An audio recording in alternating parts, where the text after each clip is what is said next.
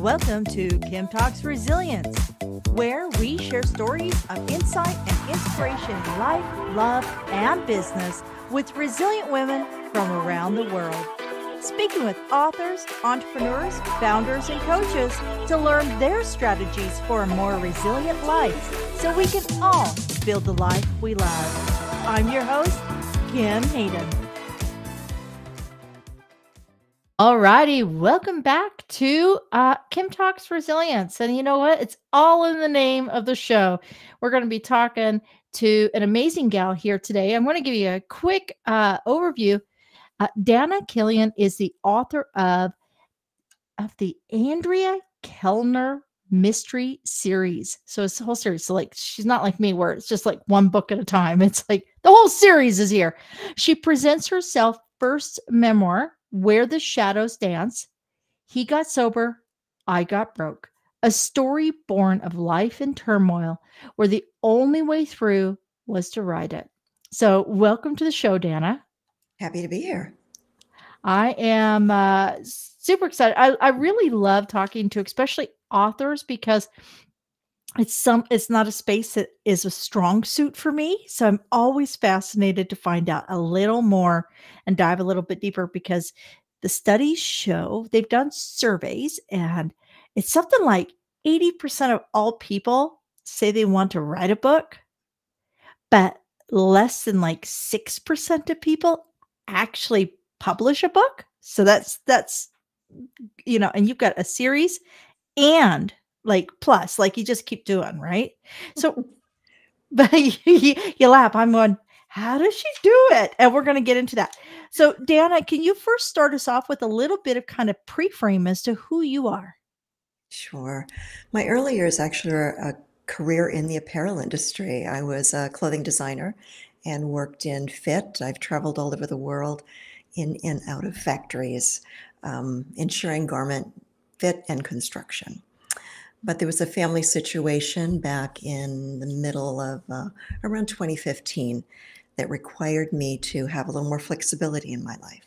So I made a pretty significant career shift and I started writing because I needed something that was portable, something that would allow me to work anywhere, and something that would allow me to attend to the family challenges that were going on for me. So I started into the path of fiction, and I analyzed what I liked to read. It was always mystery, it was always female protagonist, and it was series and first-person point of view. So that's what I set out to do, and I published my first book in that series in 2017, and now there are a total of 6 books. So was having the quiet time of the pandemic where, you know, the world kind of, that chaos slowed for a lot of people, was that beneficial to you as an author? Actually, it was, because I'd already built up the time where I am working for myself, I'm working from home. I didn't need all that social feedback, I guess. So it was a pretty easy adjustment for me because I was already in the middle of a pretty small world. You know, as a writer, your world is pretty small. You're spending a lot of time alone. You're spending a lot of time thinking things through. And so pandemic wasn't that difficult for me on that front. On that front. So you've also written a memoir, and that's got to be a very different feel from writing a fictional series. Well, obviously. Hello, Kim. That was kind of a silly statement. But how do you even delve into, because memoirs can be very, they can leave you feeling very exposed, True. right? I have tried writing a bit around my story, and it's just something that I said, you know what? I'm going to leave this to other people. This is not a space that is comfortable or a space that I want to be in. So walk me through how you get from the fictional series to doing your memoir, and around what time? What triggered all that? So I started writing fiction about 2015, published the first mystery in 2017. And my protagonist in that is a female investigative journalist I was living in Chicago at the time. I based her on kind of my neighborhood, my life. I used her in some ways. She has some characterizations, some qualities that I have, and she has qualities that I didn't and wished I had. So I was, prior to even thinking about a memoir, I was already in that place of writing and had, I think, 4 books out at that point in time. Quite frankly, never would have done the memoir if I had not already published fiction. Oh, okay. Because, yeah, there is a real vulnerability Mhm. when you are exposing yourself. In order to write fiction, we can hide ourselves. We can hide the qualities that are us. We can use our traumas, our pain, our fears, and hide it behind character and situations. Memoir, you can't do that.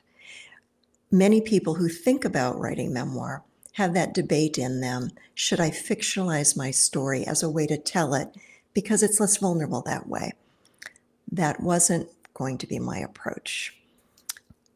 I started writing not intending to turn this into a memoir. I started writing as a journal. I was going through some very difficult emotional things. My former husband is an alcoholic, and this is the focus of the memoir. What does it feel like? What is the experience of being on the sidelines of addiction? Because I found that the resources available in general are not extensive. And in that world, all of the resources are pretty heavily focused on the addict. And it is just assumed that those of us on the sidelines trying to hold everything together, we're just going to figure it out. And the only thing that's important is that he stops drinking. That really wasn't my experience of it. So I began journaling as a way to supplement therapy and Al-Anon and those other more traditional methods for expressing what's going on in your life. And I didn't know what I was going to do with it, but I did find it extremely helpful as a way to fill in the really raw stuff that I felt like I couldn't say. I hate him today. Those are things that I didn't know if they would ever see the light of day, but I needed the outlet. But as I was journaling and the situation in my marriage was playing out, I'm a writer. I'm finding some healing through this journaling process. It seemed like the natural next step to try to turn that journal into a manuscript. I knew I didn't have to publish it, however. Many Yeah. of us have manuscripts that sit in a drawer and they never see the light of day. And that's okay. There's a healing quality to that too. But I found that the writing process was so healing. I got to the point in putting that first draft, what we call the dirty first draft, the ugly draft that nobody should ever see. And I realized not only that there was some healing to it, but there was also had been so much silence in my own life. There was so much silence around addiction. There's so much silence, particularly for those of us that are the loved ones, trying to help somebody that we care about through this process. We're trying to solve our life together. We're trying to find a way through it. And I began to see that my silence was harmful to me. It starts out as a protective mechanism, but I was slowly finding my voice through my journaling and then turning it into a draft. And I began to understand that I had something that I kind of wish I had had earlier on, that if I could find a way to use my voice to make my experience public, I could help other people heal too, because we feel so isolated and alone in this sideline and we feel so guilty when we are hurting, and it's as if we're not supposed to spend time handling our own emotional needs. But it becomes damaging and we just don't see it for a very long time. So that's kind of it's a long way of answering what was going on through my mind, because it wasn't a direct line. It was a slow process that evolved for me. I did not start out with the idea of writing a memoir. The need to do it evolved. as Yeah. I was writing, and the writing was helping me find my voice again on something difficult. And then I was using it for further healing, not only for myself, but also for others by sharing my story. It makes all of us less feel alone when we know that we're not the only ones. So, again, long answer to your question, but writing No, memoir that's is not easy. It's not a, most of us don't have we have tough stories and we don't make a quick, yeah. yeah, the world needs to know. I completely agree. Like I said, I it's not something I've been able to accomplish, so I have huge respect, huge respect. My question would be around the business side of this is how do like did you have a publishing house? How did you, is this, your full-time business? Like though I think that a lot of people have a lot of questions and there's a lot of conflicting information out there as to becoming a published author and how it, where is the return on investment and such. Would you mind, are you open to sharing just a little bit of that back side? So Absolutely. housekeeping? Absolutely. Awesome. The publishing industry is very unusual and it is evolving. We have the classic route to publishing, which is you write your book and you try to find an agent. The agent, which is a very difficult process, the agent then sells it to a publisher. And that may or may not happen. And then the author only gets paid in chunks, in installments, if you find an agent and that agent can indeed sell the book to a publishing house. And then the author gets a percentage and the agent gets a percentage. That's the classic history of how the publishing world works in a nutshell. And it's really hard. The number of people that have written books and versus the number of projects that publishing houses want to take on, those numbers are not stacked in our favor, to be honest. Yeah. Publishing is a business too. They want to know that they're going to make money.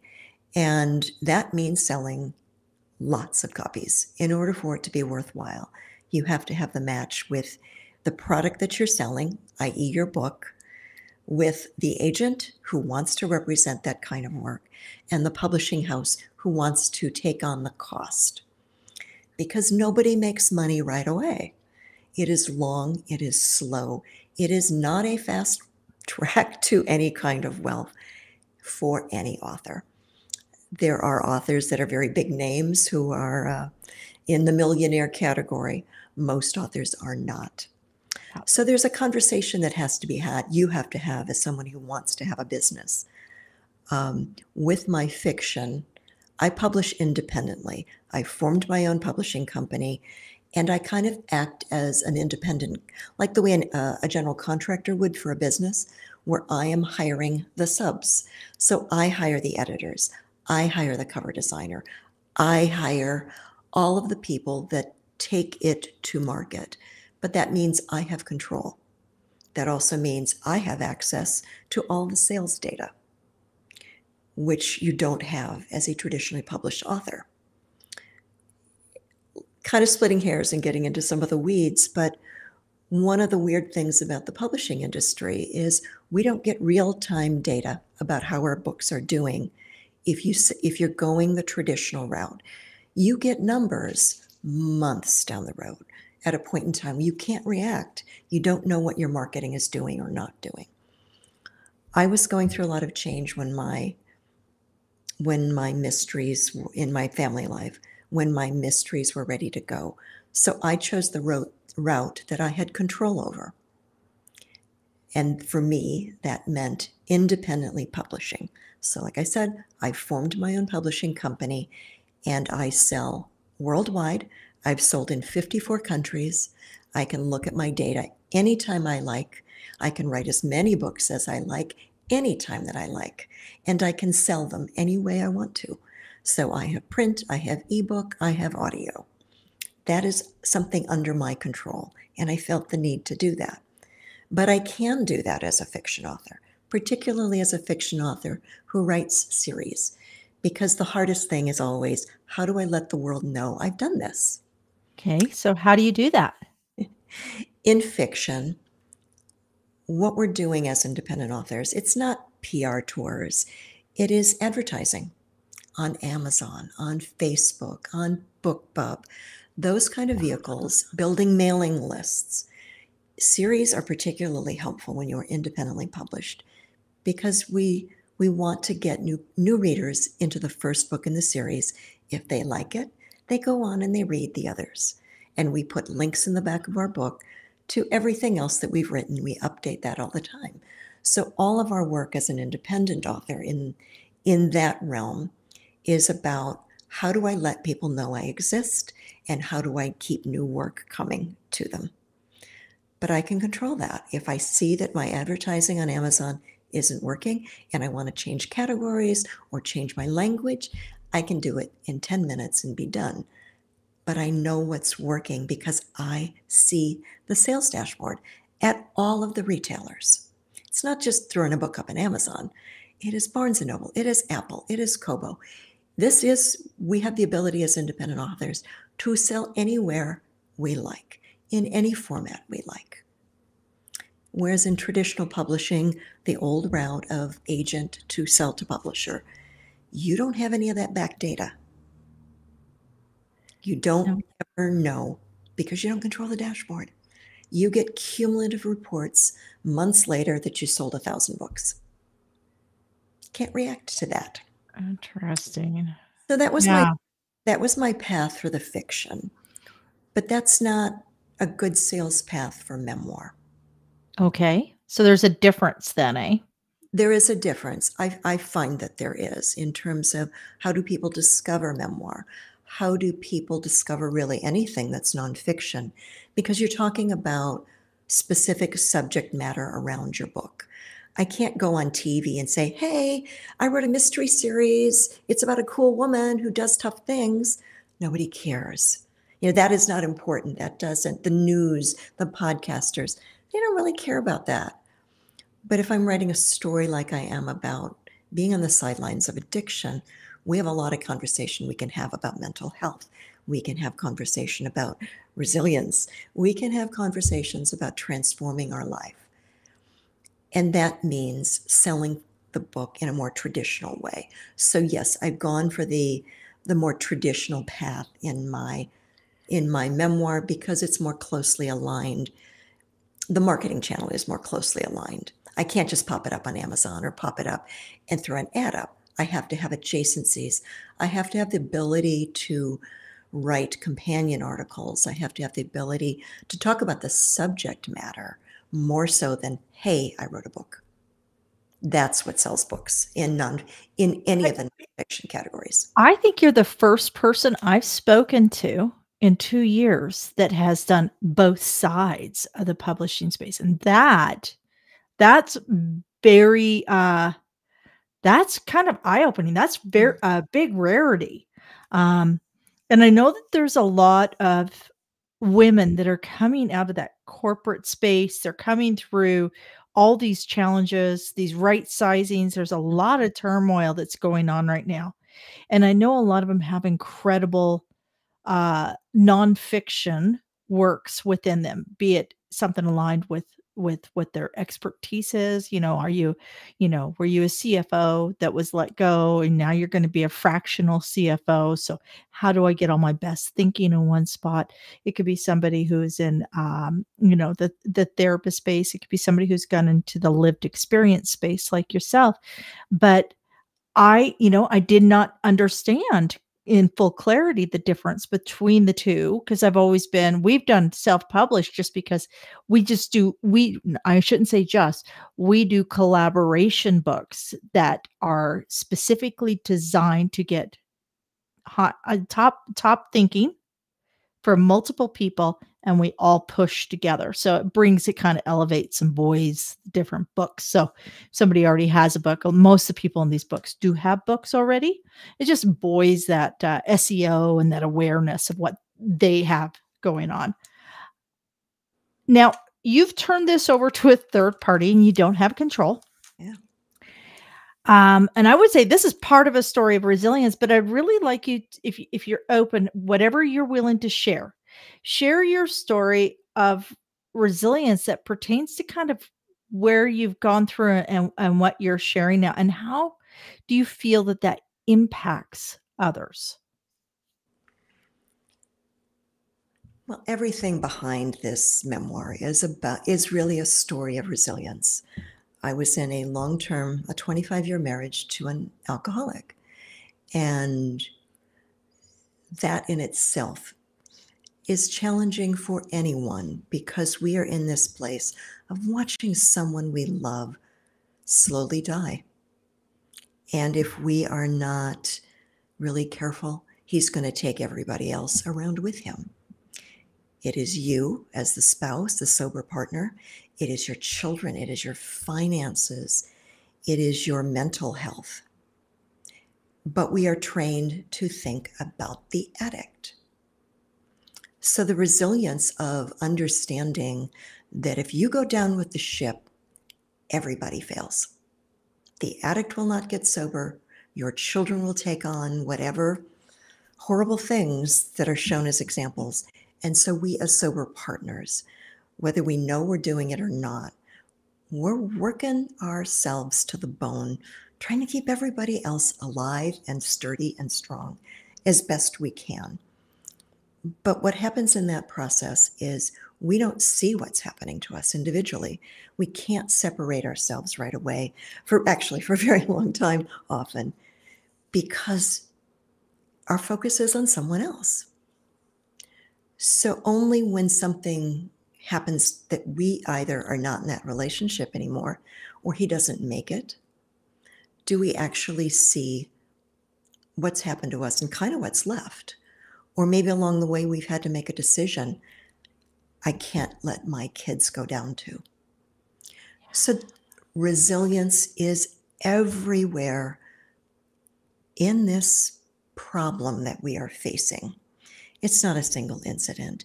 It becomes an aspect of who you are, and you have to make a decision along the way. Am I going to let this experience, maybe I've saved him, maybe I have, maybe I haven't. But have I been so damaged personally in the process that there's nothing left of me? Or can I find it within myself to muster the internal fortitude to save myself and my family? And not only can I save us, but can I grow from the experience? Can I be better on the other side of it? That is often the missing part. How do I take this horrible trauma, and it is a trauma for anybody that's had addiction in their family life, whether it's a parent, a sober partner, whether you're the sober partner, a parent, this is trauma, and it's long-term chronic trauma. Resilience is about not just getting through it and surviving. Resilience to me is taking this experience and finding some way to use it for good. And so that's my big resilience in all of this is writing a book I never thought I could writing a book that is the most vulnerable thing I have ever done.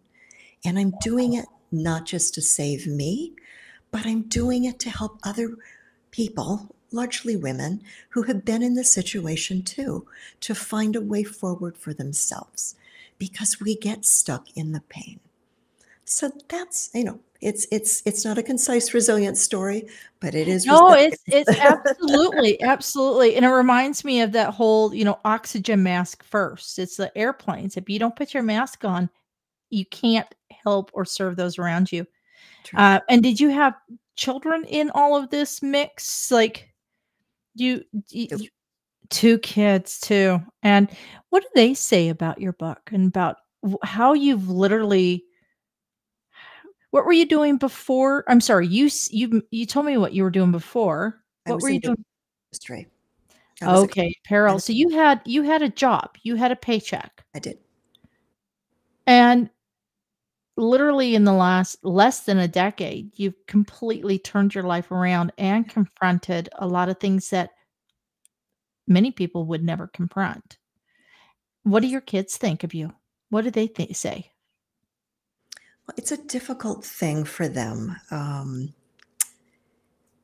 part of it is because the manner in which my former husband drank was pretty hidden. Very few people knew. He's a very high functioning addict, and to this day, the world still doesn't see him that way. So the kids didn't see it. Only when we told them later, after there's been rehab and issues, they were confused. And they were in this place of trying to look back like we do. We reflect. So maybe that's what was going on, but they didn't have the context. And by the time we were speaking to them about it, they were college aged. Yeah. So it was a different perspective. And kids often don't know what's happening. We don't see our parents as parents. We don't see our parents as people. So what's going on is a hard one to wrap their heads around. The book is a struggle for them because they're in this place of, okay, mommy and daddy and loyalties. And yes, she had this experience. How much do I want to know? Yeah. How do I love both of the parents? How And I do I think not choose? that's important. Yeah. That's important to keep that intact. What's Absolutely. something that you would say to a woman coming up behind you, like a woman that's 10 years younger than you? If you could give your past self advice going back to 2014, 2013, before all this journey of writing your first series, and you notice how I said first, and I'm sure there'll be a second somewhere, but what is it that you would share? What would be the advice you would give yourself, your younger self?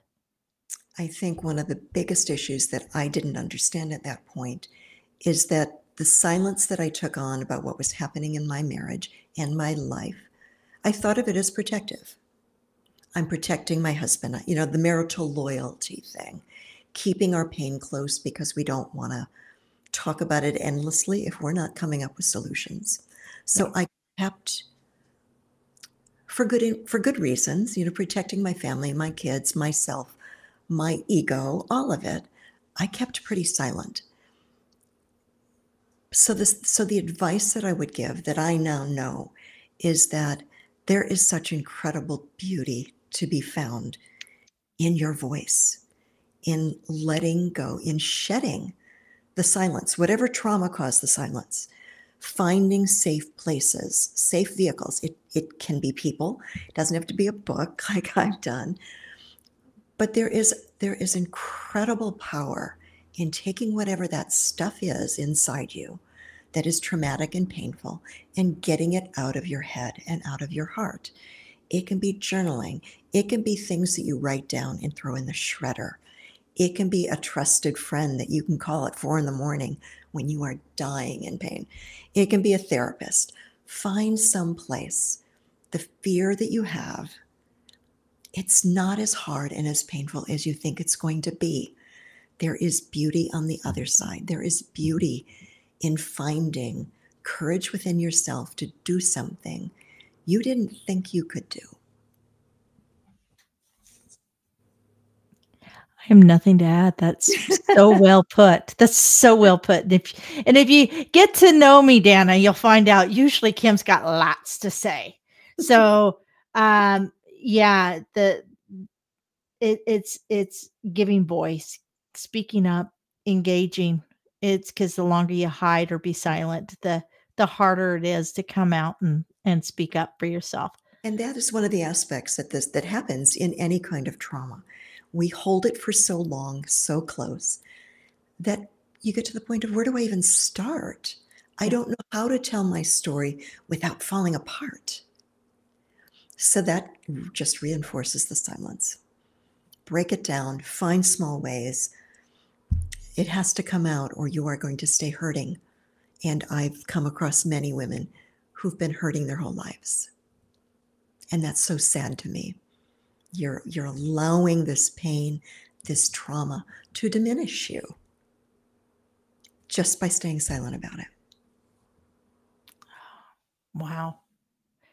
What would you like the readers to take away from your books?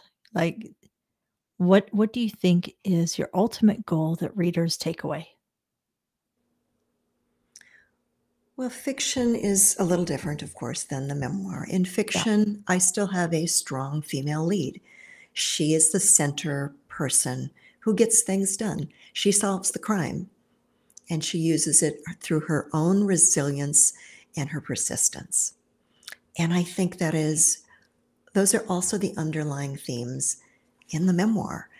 And as I was writing the memoir, and more importantly, when the stage where the book is manuscript is done, I thought, and I'm trying to shop the book, you've got to write this proposal.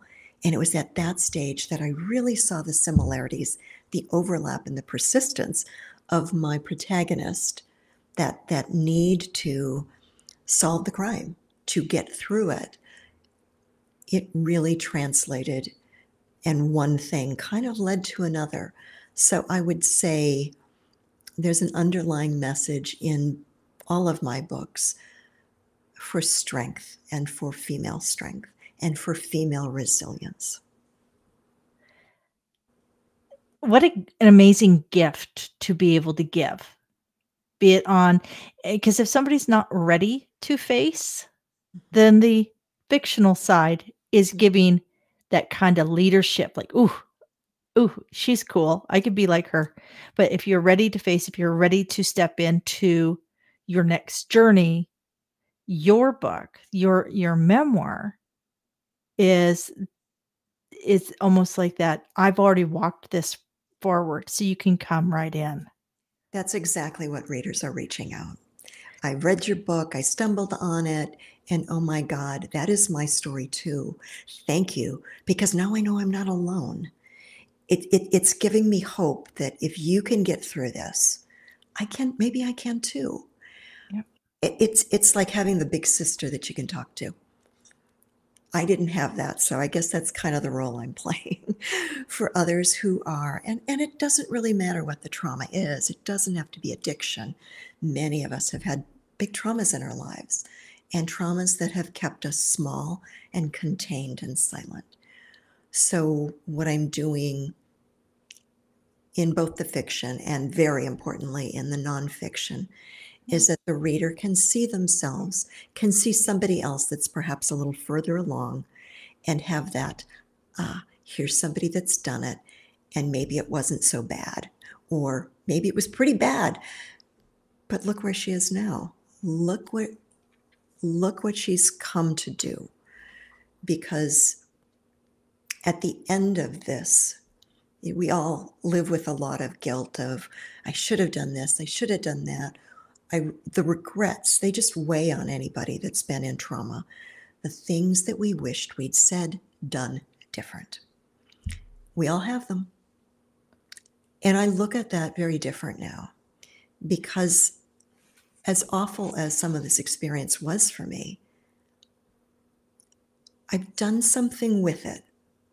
And I like myself a hell of a lot better on this side of it than I did before it all began. So that confidence that I've done it has changed me, that I got through it. I saved a man's life, and I've saved my own. That, folks, is Where the Shadows Dance. He got sober, I got broken. Uh, Dana, and it's Dana Killion. So if you're listening in, Dana Killion, can you share with us your socials and how people can engage with you? My website is danakillion.com. I am on Facebook, Dana Killion Author, Instagram, Dana Killion Author as well. And I love hearing from people who've read my book. It is the most amazing experience for me to get a comment from someone who's taken the time. Many of the people who contact me are just, I'm only halfway through, but I had to stop and talk to you. Because it's the reinforcement for me that I'm doing what I set out to do, of helping someone. And for anybody who stops, where do I go? I need to comment that if you feel inclined to do that, what better thing can you possibly say to an author? Somehow you've touched my life. That's why we write. There's no reason to write a book if it's just to go blah, blah, blah, my life, my life. You write these kinds of stories to help other people. Otherwise, who cares? Write it, but keep it in the drawer. If you're going to write a memoir, it needs to help somebody. So that's what the feedback, whether it's on social or email or whatever, that's what it does. It reinforces that we're helping each other. There's strength in the numbers of us. You're not alone. There are so many of us, even if we're not ready to talk about it. Even if we want to be anonymous on social, we're still there. We're still together. The resources are out there. Amazing. And if you're out there and now's not the right time yet, if you're not there yet, that's okay. Get ready. Just, go find Dana. Like, all of her information is in the show notes. I promise you, it never hurts to start building that group around you that will help you when you're ready. So, uh, Dana, I really appreciate you. You have such a great energy. Like, you're so calm, and I can only imagine, like, the pacing within your books, because the pacing in the delivery of your story is so perfect also. So, any Yeah. final words you'd like to share? Anything along those lines? Well, I'm overwhelmed. I love talking about this subject, not because it's talking about me, but it's this way for me to give meaning to a painful experience I have, and to help others. So contact me any way you'd like. Just stalk me on social if you want to watch videos for a while and do my reels, and you'll see some things. Even if you don't comment, there's stuff there that I'm sharing about my experience and my thoughts. Beautiful. Beautiful. Thank you, Dana, for sharing your time, your insight, and so grateful that you found that oxygen mask so you could help others out. Thank you. Great to be All here. righty. Absolutely. All right, folks. This is the end of this episode of Kim Talks Resilience. But don't you worry. I'll be back. I promise. We're on a quest. We're on a mission here, finding all these amazing women that will help you in no matter where your life is going. We're going to help you get there better and with purpose. Thank you, Donna. Thank you for joining us here today at Kim Talks Resilience. I'm your host, Kim Hayden, and I'd love to invite you to our resilient community at resilientgift.com. That's resilientgift.com, and we'll send you our magazine and tickets for upcoming events and all sorts of cool things we do here. So be sure to keep watching, and you know what? Don't forget to like, subscribe, comment, and share, because we all know that sharing is caring.